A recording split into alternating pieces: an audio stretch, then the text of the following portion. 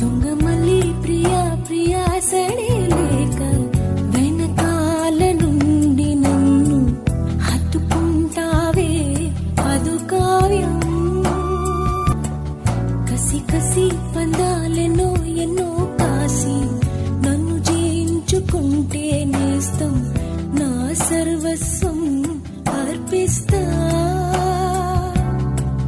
ఎన్నటికీ మాయదుగా చిగురాకు తొడిగే బంధం. ప్రతి ఉదయం నిన్ను చూసి చెలరేగిపోవాలి దేహం. మనోహర నా హృదయముని ఓ మధువనిగా మలిచినానంట సుధాకర.